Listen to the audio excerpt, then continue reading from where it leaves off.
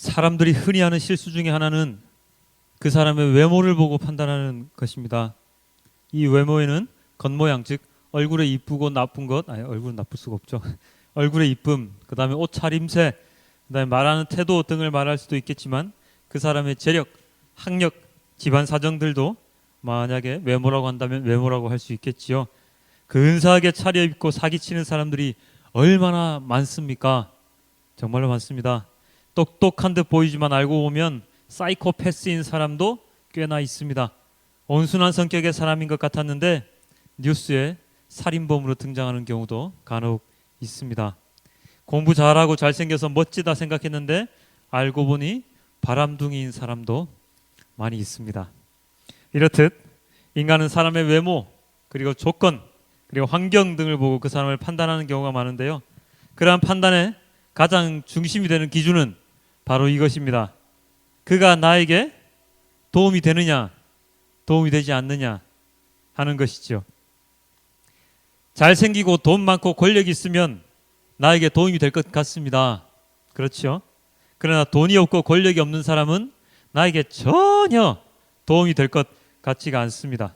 그래서 우리는 나에게 도움이 될 법한 사람들과 줄을 닿으려고, 연줄을 맺으려고 굉장히 많은 노력들을 하지요. 그것은 학교 때부터 시작됩니다. 공부 잘하는 친구 뒤에 붙어가지고 뭔가가 떨어지지 않을까, 반장 옆에 붙어서 선생님의 그 꾸지람이라도 한 번이라도 덜 듣지 않을까, 예전에 그랬던 기억이 참 많이 나는데요. 바로 우리의 모습 가운데 있을 수밖에 없는 그러한 모습입니다. 그러한 인간들의 모습에 대하여 오늘 야고보 선지자는 우리에게 이렇게 말을 합니다. 뭐라고 말을 합니까? 내 형제들아, 영광의 주 곧 우리 주 예수 그리스도에 대한 믿음을 너희가 가졌으니 사람을 차별하여 대하지 말라. 내 형제들아 라고 시작되는데요. 그리고 사람을 차별하지 말라 라고 말을 하고 있습니다. 내 형제들아, 이 말은 누구에게 하는 말일까요? 바로 야고보 사도와 함께 있던 그리스도인, 주 예수 그리스도를 따르는 자를 말하는 것이죠. 바로 교회에 나오는 성도들을 일컫는 말인데요. 해석을 해보면은요, 교회 안에 차별이 존재하고 있었다라는 것이 이 구절을 통해서 우리가 알 수 있게 되죠. 이 구절 뒷구절에 보면 이렇게 되어 있습니다. 회당에 그럴듯하게 차려입은 사람이 들어오면 좋은 자리에 앉으라 권하고, 남루한 옷차림으로 들어오면 아무 곳에나 앉으라면서 내 발등상 아래라도 앉아라 라고 말을 하면서 관심을 두지 않는다는 그러한 모습을 야고보 사도가 일침을 가하고 있습니다. 이것은 오늘날의 교회에서도 크게 다른 모습은 아닌데요. 좀 근사하게 차려입고 좋은 차를 몰고 오면 굉장히 극진하게 대접을 합니다. 근데 좀 못 사는 것 같다 이렇게 하면 아무래도 좀 등한시하게 되는 경우가 되게 많은 것 같습니다. 헌금을 많이 내는 것 같다 싶으면 좀 잘해주는 것 같고, 헌금 액수가 좀 줄어들었다 싶으면 괜히 모르게, 알게 모르게 좀 멀리하는 듯한 그런 인상도 요즘은 교회에서 많이 일어나고 있는데요. 이러한 일들이 오늘날의 교회에서뿐만 아니라 2000년 전에도 이런 일이 존재했었다는 것을 보면 예나 지금이나 외모로 판단하는 이러한 행동들은 언제나 존재했나 봅니다. 그렇지만 세상에서의 차별은 있을 수 있지만 하나님의 공간, 하나님과 함께하는 곳에서는, 그리고 하나님을 믿는다고 생각하는 사람들은 다른 사람을 차별해서는 안 됩니다. 왜요? 나와 있잖아요. 사람을 차별하여 대하지 말라. 야고보 사도가 이렇게 자신 있게 말할 수 있었던 이유는 여기에 본이 되는 분이 계셨기 때문에 바로 누구이십니까? 예수 그리스도이시죠. 예수 그리스도께서는 절대로 사람들을 차별하지 않으셨습니다. 하나님께서도 마찬가지로 사람들을 차별하지 않으셨습니다. 그 옛날에 사무엘이 다윗에게 기름을 부을 때 어땠습니까? 사무엘이 그 이세의 아들들을 쭉 세워놓고 보니 첫째 아들, 둘째 아들 딱 보니까 굉장히 멋지고 잘생긴 애들이 많아요. 그래서 걔네들한테 기름을 부으려고 했더니 하나님께서 뭐라고 그러십니까? 외모로 판단하지 마. 중심을 보는 것이야. 나는 중심을 본다. 외모로 판단하지 않는다. 그렇게 하고서 기름을 부은 사람이 누구입니까? 다윗이었습니다. 예수님께서도 그러셨죠. 이 땅에 오셔서 모든 사역을 하셨을 때 그 가운데 잘생기고 돈 많고 권력자들 복을 내려주시고 기름 부어주시고 치유해주시고 그렇게 하셨나요? 아닙니다. 예수님께서도 마찬가지로 힘없고 돈 없고 너무나도 오랫동안 아픔을 가지고 있었던 외로운 자들을 예수님께서는 치유하여 주시고 위로하여 주셨습니다. 힘있고 권력 있는 사람들에게 다가가신 것이 아니라 오히려 먼저 힘없고 예수님의 손길이 먼저 필요한 곳을 다가가셨지요. 그것은 오늘 마가복음 본문에 나오는 인물에게도 해당이 되는데요. 마가복음에는 이 인물이 나옵니다. 이에 더러운 귀신 들린 어린 딸을 둔 한 여자가 예수의 소문을 듣고 곧 와서 그 발 아래에 엎드리니 이 여자는 누구라고요? 이 여자는 헬라인이요 수로보니게 족속이라 자기 딸에게서 귀신 쫓아내 주시기를 간구하거늘. 그 여자는 누구입니까? 헬라인이고 또 누구라고요? 수로보니게 여인이었습니다. 헬라인이요 수로보니게 여인이었다는 말은 다른 말로 바꾸면 이방인이라는 뜻입니다. 여러분들이 말씀을 많이 보시고 들어보셔서 알겠지만 유대인들은 이방인을 사람 취급을 안 했습니다.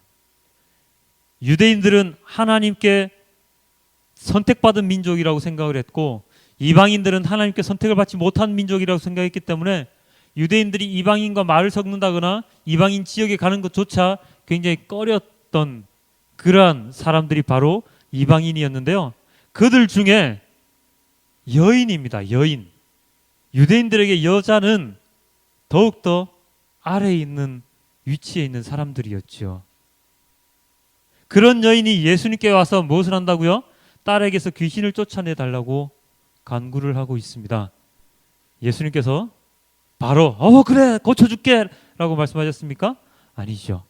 1차로 시험을 하셨습니다. 내가 너네 같은 사람들을 위해서 이 땅에 온 줄 아느냐?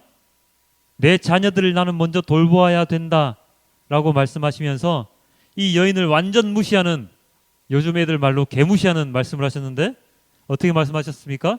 예수께서 이르시되 자녀로 먼저 배불리 먹게 할지니 자녀의 떡을 취하여 개들에게 던짐이 마땅치 아니하니라. 진짜 개무시하셨습니다. 개들에게 던짐이 마땅치 않. 이게 무슨 뜻입니까? 자녀로 먼저, 유대인들을 먼저 내가 보살펴야 되고 개들에게 던짐, 개들 누구라고요? 이방인들. 너네들 이방인들에게 던짐이 마땅치 않다. 나는 너네들 치유하러 온 게 아니다 라고 말씀을 하셨죠. 그랬더니 수로보니게 이 여인이 뭐라고 했습니까? 이렇게 얘기합니다. 주여 올소이다마는 상 아래 개들도 아이들이 먹던 부스러기를 먹나이다. 이 여인은 자기 자신을 개라고 지칭을 합니다. 개들도 아이들이 먹던 부스러기를 이렇게 상 아래 헤헤거리고 있다가 떨어지는 걸 받아 먹습니다 라고 이야기를 하죠. 이 말을 들은 예수님은 바로 얘기를 하십니다. 너의 믿음이 크도다. 너 집에 가봐. 너네 딸 귀신에서 해방되어 있을 거야 라고 이야기를 하십니다. 예수님이 그녀의 간절함을 보고 싶으셨던 것일까요? 아마도 예수님께서는요, 이 여인이 오기 전부터 이 여인이 자신에게 무슨 말을 할지, 무엇을 요구할지 알고 계셨을 겁니다. 알고 계셨을 거지만 이 여인의 믿음에 대해서 예수님께서는 테스트를 한번 해보고 싶으셨던 것 같습니다. 만약에 그 여인이 유대 종교 지도자였다면 그녀의 딸은 병고침을 바로 받을 수 있었겠지요. 어쩌면 말입니다. 어쩌면 바로 그 병고침을 받을 수 있었겠습니다. 그리고 이 유대인이 아닌 이 이방인은 어쩌면 고침을 받지 않았을지도 모릅니다. 만약에 이 수로보니게 여인이 예수님이 아닌 그때 당시에 제사장에게 갔다면 어떻게 됐을까요? 이 여인의 딸은 병고침을 받지 못했을 겁니다. 왜요? 종교 지도자들, 제사장들은 유대인들을 위해서 일을 하지 이방인들을 위해서 일하지 않기 때문이죠.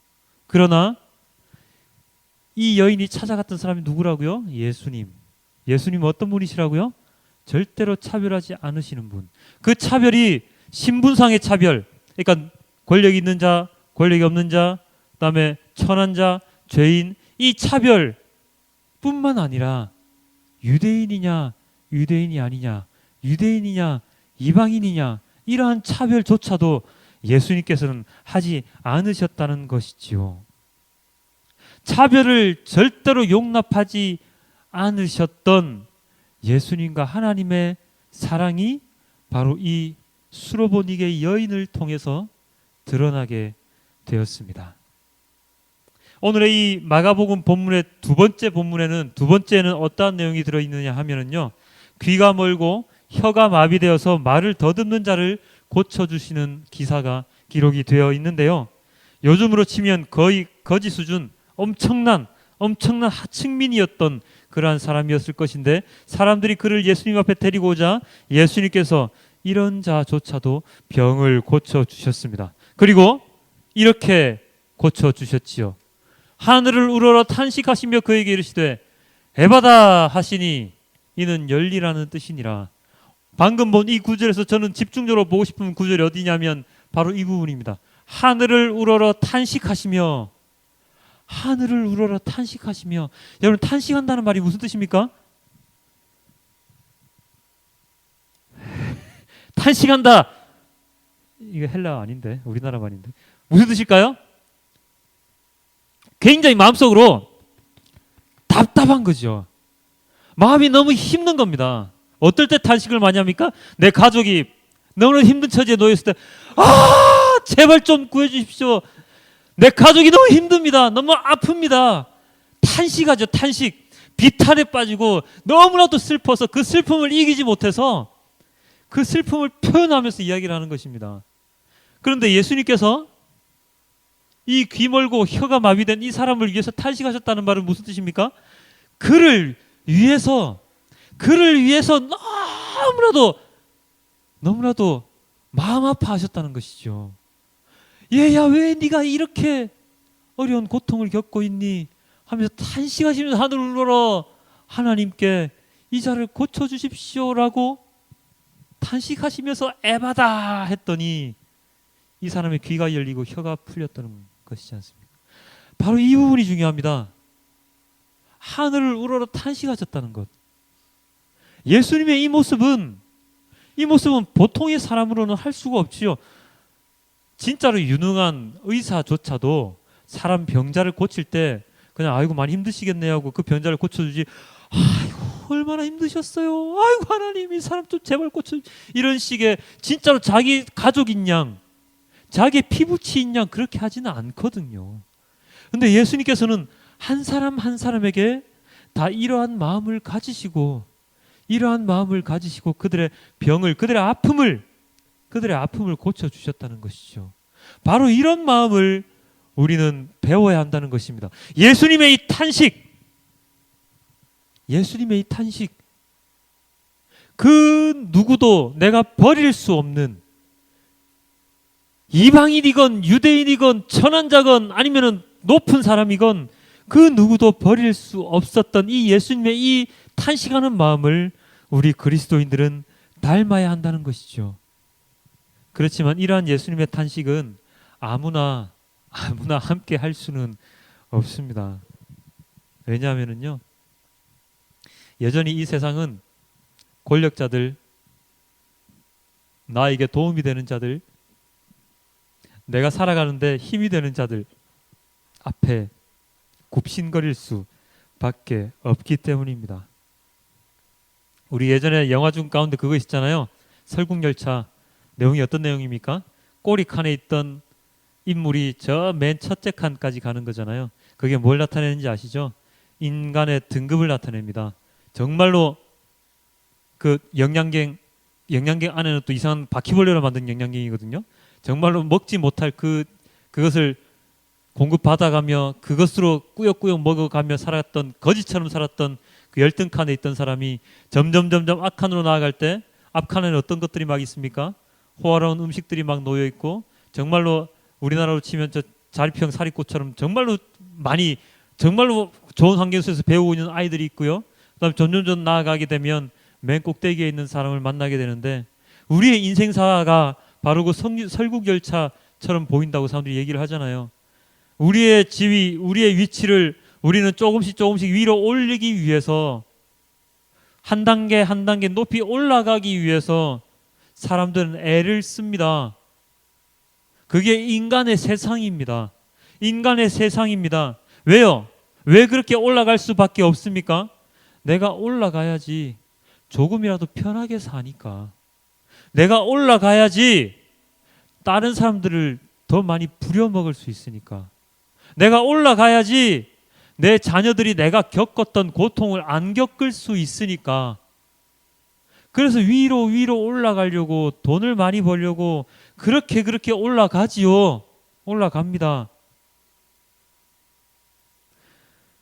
그렇지만 이러한 모습이 마음이 아까 예수님께서 하셨던 탄식처럼 마음의 탄식이 우러나올 수밖에 없습니다. 왜 그렇습니까? 예수님께서 얘기를 하셨습니다. 뭐라고 얘기하셨죠? 뭐와 뭐는 동시에 섬길 수 없다? 하나님과 재물은 동시에 섬길 수 없다. 하나님이랑 재물은 동시에 섬길 수가 없는데 이 재물은 뭐 돈도 될 수가 있고요. 금은 보화도 될 수 있고 아니면 권력도 될 수가 있겠죠. 이 두 개를 동시에 섬길 수가 없는데 우리 인간은요.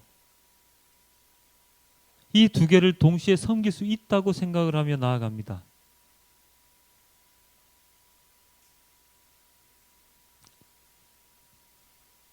이 두 개를 동시에 섬길 수 있다고 예전에 교회에서는 가르쳤습니다. 에이, 아니에요. 절대로 그런 적 없어요. 아닙니다. 교회에서조차도 하나님과 재물을 동시에 섬기지 말라고 하면서 세상의 가치에 더 많은 가치를 둔 설교를 많이 했었습니다. 왜요? 그래야지 성도들이 오니까. 성도들이 막 왔는데 거기다 대놓고 여러분들 뭐 재물하고 하나님 섬기지 마십시오. 재물은 버려야 됩니다. 라고 계속 이렇게 얘기를 한다면 그럼 내가 가지고 있는 재산 다 버리라는 얘기야? 그런 말을 듣고 그 교회에서 계속해서 그 교회 말씀을 들을 만큼 강단이 큰 사람이 별로 없었거든요. 교회에서조차도 하나님 섬기십시오. 하나님 섬기시면 복 받고 복 받으면 어떻게 됩니까? 돈 많이 벌 수 있습니다. 잘 살 수 있습니다. 편안하게 살 수 있습니다. 하나님을 믿지 않으면 하나님께 헌금을 많이 하지 않으면 여러분들 가난해집니다. 돈 없어집니다. 라고 설교를 했었거든요. 예전에 제가 들었던 설교가 바로 그런 설교였습니다. 그러니까 어떻습니까? 교회에 와서 교회 열심히 섬기면 부자 된다니까 돈 많이 번다 그러니까 사람들이 교회로 막 몰려오지요. 우주선 몰려왔습니다. 근데 성공한 사람도 있지만 실패한 사람도 많지요. 실패한 사람들의 모습은 교회에서 점점 사라지고 성공한 사람들의 모습만 계속해서 부각되니까 아, 교회 가면 성공하는가 보다. 교회 가면 잘 살 수 있나 보다. 교회 가면 자식들 다 좋은 대학 가나 보다 하고 사람들이 몰려들었던 것이죠. 그런데 그러한 모습들이 지금은 점점 진실이 드러나지요. 교회 가봤자 아무 소용이 없더라. 교회 가봤자 내가 돈 못 벌더라. 교회 가봤자 자녀들 대학 못 가더라. 교회 가서 기도한다고 해봤자 다 대학 가는 건 아니더라. 라는 것이 점점 드러나니까 이 교회 성도들이 어떻게 됩니까? 점점 사라집니다. 물론 출생아 수가 점점 줄어들어서 교회 성도 수가 줄어드는 것도 있긴 하지만 교회 가봤자 내한테 득이 되는 게 없으니까 교회 점점 안 오는 것이죠. 하나님과 재물을 동시에 섬길 수 없는데 하나님과 재물을 동시에 섬길 수 있다고 믿었기 때문에 잘못된 그런 믿음을 가지고 이 교회에 왔기 때문에 이 교회에서 두 가지를 다 섬기지 못하는 게 눈에 보이니까 점점 사라지게 되는 것입니다. 모든 이 세상의 판단의 기준을 가지고 이 교회에 들어와서 하나님을 판단을 하고 예수님을 판단해 왔기 때문에 교회에 있는 사람들조차도 예수님의 그 마음, 예수님의 탄식하는 마음을 배우는 것보다 예수님께서 행복을 주시고 예수님께서 평안을 주시고 평강을 주시는 것에 더욱더 집중해 왔었지요. 하나님을 먼저 섬겨야 되는데 재물을 먼저 섬겼기 때문에 하나님을 먼저 생각했어야 되는데 나의 사업과 나의 가정과 나의 직장을 먼저 생각했기 때문에 우리는 두 가지 다 놓치고 있었던 것입니다. 그것이 우리의 지금까지의 믿음과 신앙의 가장 큰 잘못이었지요. 이 세상은 누가 권력을 잡아 있습니까? 성경에 보면 공중 권세 잡은 자들이라고 해요. 그게 누굽니까? 사단과 마귀들이죠. 이 세상은 사단과 마귀, 공중 권세 잡은 자들이 세력을, 모든 것들을 잡고 있기 때문에 그들의 뜻대로 이루어지게 되어 있습니다. 잠시라도 한눈을 팔게 되면 그들의 뜻대로 모든 것이 이루어지게 되어 있죠. 그래서 오늘날 이 세상을 움직이는 가장 근본에는 무엇이 있습니까? 돈이 있죠. 돈이 있습니다. 이 세상의 돈이 이 세상의 모든 것들을 다 움직이고 있습니다. 심지어 권력조차도, 정치조차도 다 돈에 휘둘리지 않습니까? 선거 때만 되면 돈으로 표 살려고 그러고, 선거 때만 되면 몇 억씩 사과 상자에 박스에 넣어가지고 그 뇌물 주고 이렇게 해가지고 또 권력 얻으려고 하고, 모든 것들이 돈이 그 근본에 몰려 있는 것이지요. 그렇기 때문에 이 나라는 돈을 많이 가진 사람, 단적인 예로 누굽니까? 재벌들이죠. 재벌들이 이 나라를 좌지우지할 수밖에 없습니다. 한간에 이런 소문 있잖아요. 우리나라는 망해도 삼성은 망하지 않는다라는 얘기도 있지 않습니까? 삼성이 망하면 우리나라 망한다라고 얘기를 하잖아요. 왜 나라가 하나의 기업이 망하는데 같이 망합니까? 그만큼 이 세상은 돈에 딸린 권력들이 이 세상을 좌지우지하고 있기 때문에, 만약에 우리가 이 세상의 것들을 따라가게 되면, 돈과 권력을 따라가게 되면 이 세상을 움직이는 공중 권세 잡은 자들의 그 놀이에 우리가 휩쓸려 갈 수밖에 없는 것이 되어버리지요. 그것을 우리는 누군가에게 들어서 잘 알고 있습니다. 오늘 제가 드리는 말씀이 오늘 처음 듣는 말씀이 아닐 겁니다. 많은 이들이 그렇게 얘기를 했음에도 불구하고 우리는 그 법칙에 따라 살아가지 않는다라고 생각을 하며 살아가고 있습니다. 나는 돈에 휘둘리지 않아. 나는 하나님만 섬겨. 나는 재물하고 하나님 같이 섬기지 않아. 라고 생각을 하면서 살아가는데요. 우리의 삶을 잠잠히 한번 곰곰이 한번 뒤돌아보십시오. 우리가 지금 먹고 있는 음식들 너무나도 충분하게 먹고 있죠.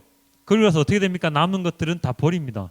음식물 쓰레기가 거의 8조 원, 1년에 8조 원 가까이 나온다고 하는데요. 우리가 예전에 불과 20-30년 전만 해도 먹을 것이 너무나도 부족해서 남김이 없이 다 먹었던 그런 시대도 있었습니다. 그런데 지금은 너무나도 먹을 것이 풍족해서 그 먹을 것들을 생산해낸 것들을 그냥 다 버리죠. 자, 그렇다면 이거는 무슨 뜻이 됩니까?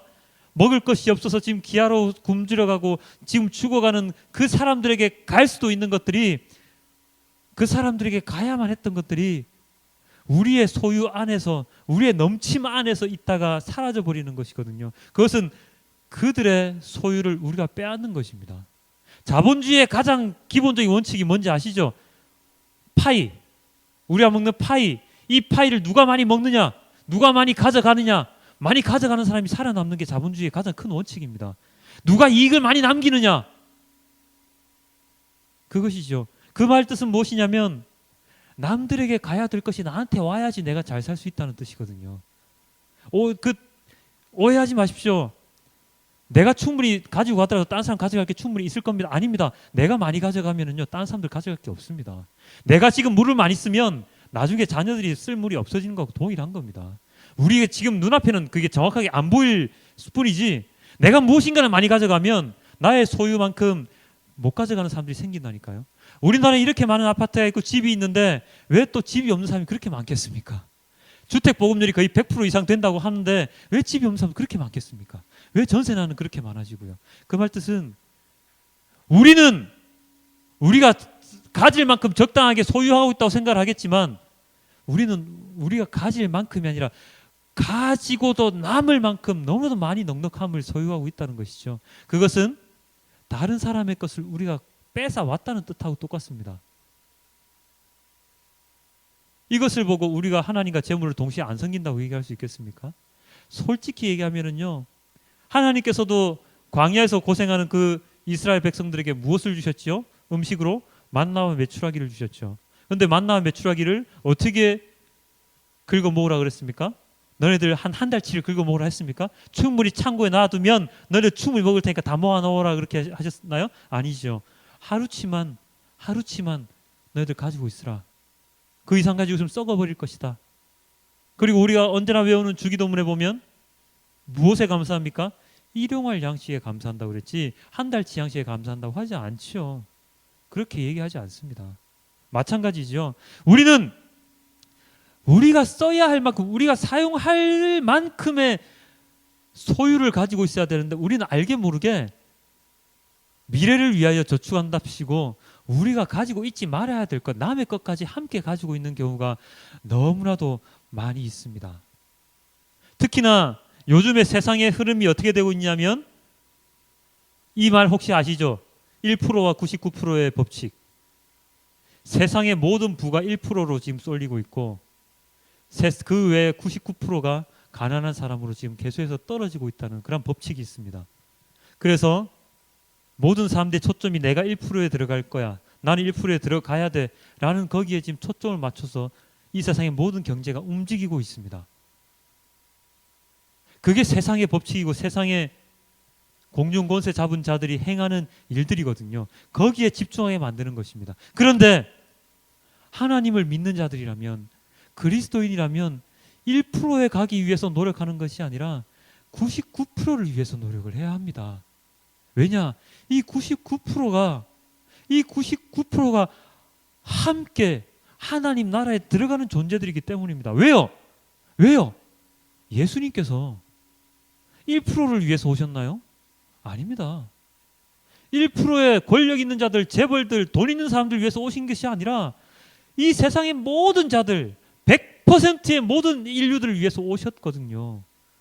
그렇기 때문에 우리는 1%에 집중하는 것이 아니라 99%에 집중해서 함께 하나님 나라에 들어갈 수 있는 방법을 만들기 위해서 노력을 해야 됩니다.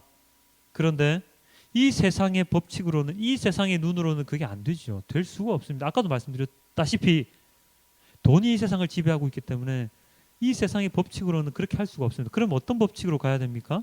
하나님의 법칙으로 가야죠. 하나님의 말씀으로 가야 되는 겁니다. 이렇게 얘기하면 저 바보 같은 소리 하고 앉아있네. 그 우리 보고 돈 벌지 말라고? 이렇게 얘기하겠죠. 아닙니다. 돈 벌지 말자는 얘기가 아니고 우리가 사용할 수 있는 만큼만 벌어서 쓰자는 거죠. 만약에 우리가 쓸 만큼보다 더 많이 벌었으면 나머지 나눠주자는 거죠. 그게 요즘 서울시하고 경기도에서 하는 뭐죠? 무슨 그 돈 빌려주는 서비스가 있는데요.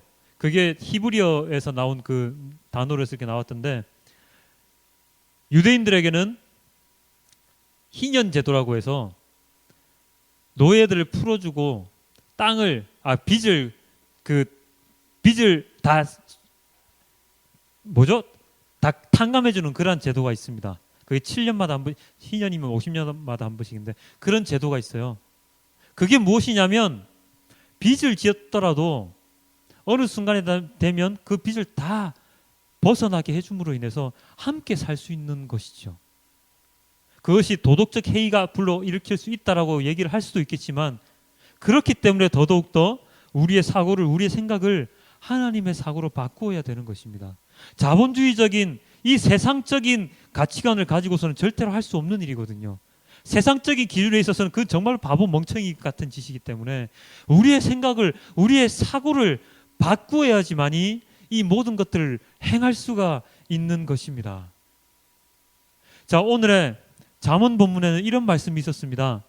약한 자를 그가 약하다고 탈취하지 말며 곤고한 자를 성문에서 압제하지 말라. 대저 여호와께서 신원하여 주시고 또 그를 노력하는 자의 생명을 빼앗으시리라. 이 세상의 법칙은요, 약한 자를 탈취하는 것이 이 세상의 법칙입니다. 그리고 곤고한 자를 압제하는 것이 세상의 법칙입니다. 왜냐? 그렇게 해야지 나의 소유가 늘어나니까, 나의 권력이 더욱더 탄탄해지니까. 그런데 하나님께서 뭐라고 말씀하십니까? 약한 자를 탈취하지 말고 곤고한 자를 압제하지 말라고 하십니다. 이것이 하나님의 법칙이다. 이것이 하나님의 법칙이라고요. 약한 자를 압제하고 공간자를 압제하는 사람들은 나중에 어떻게 된다고요? 하나님께서 그 자의 생명을 빼앗으시라고 얘기를 하셨습니다. 지금은 이 세상에서 권력이 그리고 돈이 많아서 정말로 잘 나가는 사람처럼 보이겠지만 그가 하나님께로 진정으로 돌아오지 않으면 그는 하나님께서 생명을 빼앗게 되는 그러한 인물로 남을 수밖에 없게 되는 것입니다. 우리는 탈취하는 자, 압제하는 자가 되어서는 안 됩니다. 왜요? 하나님께서 그를 심판하시기 때문이죠. 우리는 약한 자, 우리가 압제를 받더라도 탈취를 당하더라도 우린 약한 자, 우리 곤고한 자가 되어야 합니다. 그것이 그리스도인이 걸어가야 할 길인 것이죠. 잠언 23장 22장 9절에는 이러한 말씀이 들어 있습니다. 선한 눈을 가진 자는 복을 받으리니 이는 양식을 가난한 자에게 주민이라. 선한 자가 누구라고요? 양식을 가난한 자에게 나누어 주는 사람이라고요. 바로 나오잖아요. 하나님은 우리 보고 의인이 되라, 선한 자가 되라고 말씀을 하시거든요. 그럼 그 선한 자가 되기 위해서 무엇을 해야 됩니까? 가난한 자에게 나누어 주는 사람이 선한 자라고 하나님께서 분명하게 이야기를 하십니다. 네가 가진 것 이상의 것들을 가지지 말고 너 필요한 것 이상의 것들을 다른 사람에게 나누어 줘야 됩니다. 충분하게 나누어 줘야 됩니다.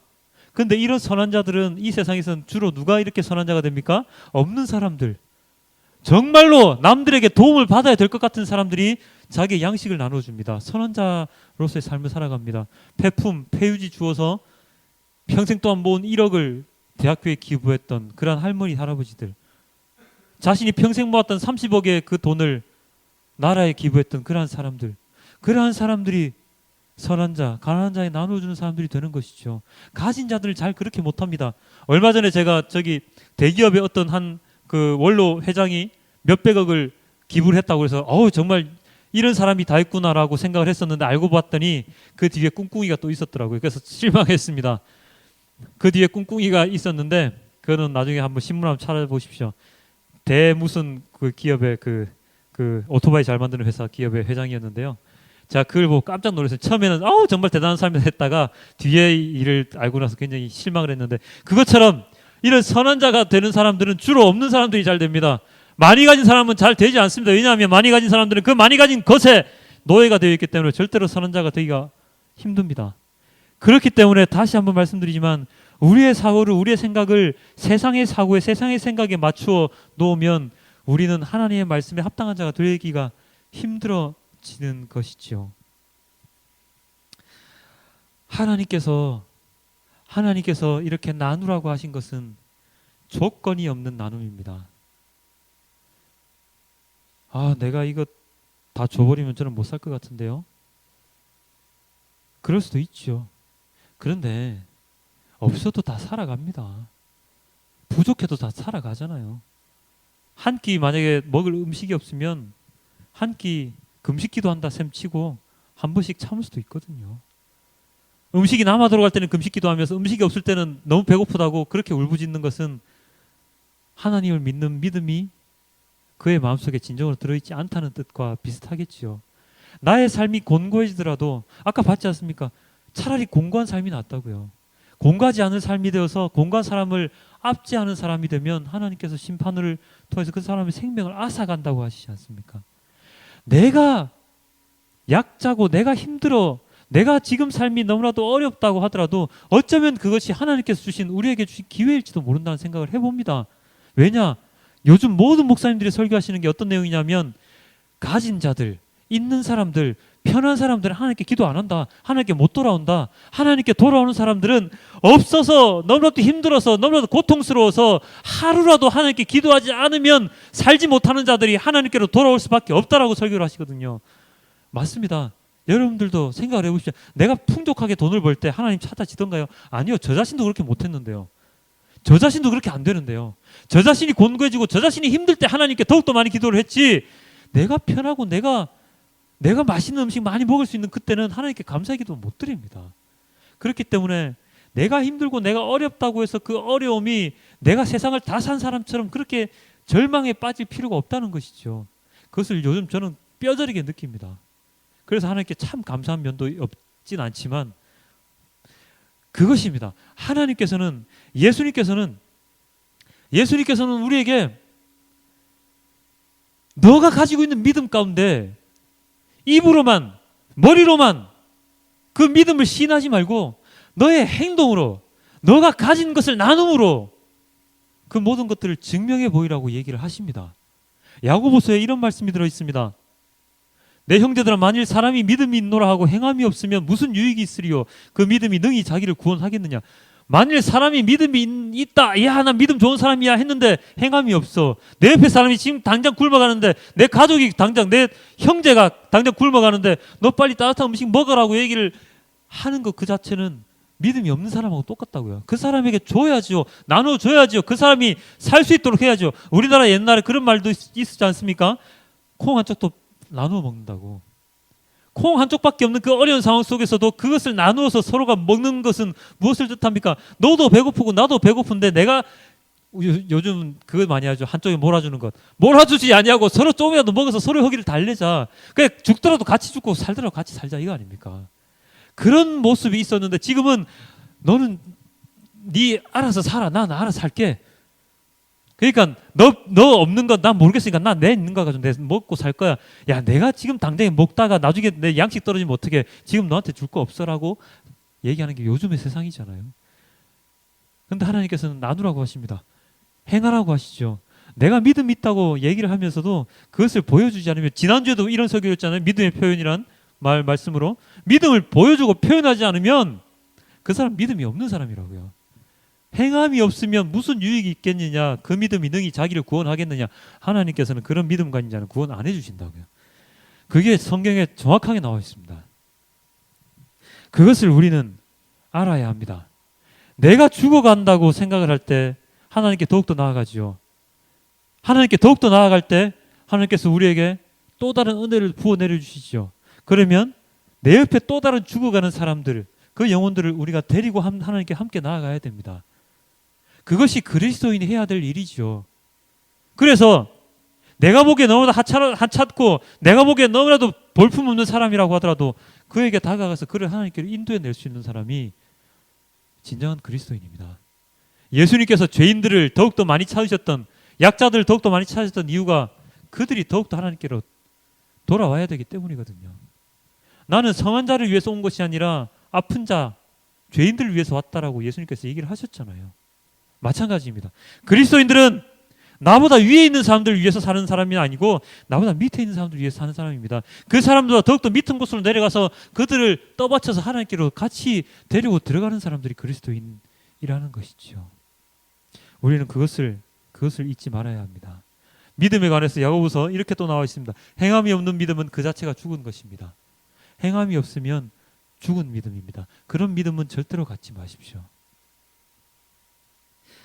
하나님 아버지께서는 오늘 우리에게 차별은 죄라고 이야기를 하십니다. 이방인들 예수님 절대로 차별하지 않으셨고요. 죄인이었던 많은 사람들 예수님께서 다 구원해 주셨습니다. 마찬가지죠. 우리 그리스도인들이 하나님을 믿는다면서, 예수를 믿는다면서 다른 사람들을 차별하고 나의 믿음이 짱이야 이러면서 다른 사람들의 믿음을 과시하고 정죄한다면 그 믿음은 죽은 믿음입니다. 그렇기 때문에 우리는 우리의 머릿속에 박혀있는 세상의 가치관, 세상의 사고방식을 하나님의 가치관, 하나님의 사고방식, 하나님의 마음으로 바꾸어서 진정으로 우리가 걸어가야 할 길이 어떤 길인지, 세상의 것을 쫓아가야 할 것인지 하나님의 길을 가야 할 것인지를 우리는 다시 한 번 더 묵상하고 기도해야 할 것입니다. 이번 한 주간 나의 처지와 상관없이 세상의 모든 사람에게 하나님의 사랑을 전하기 위해서, 차별 없는 세상을 만들기 위해서 더욱더 노력하는 우리 모든 크리스찬이 되길 주님께 기도합니다. 다 함께 기도하겠습니다.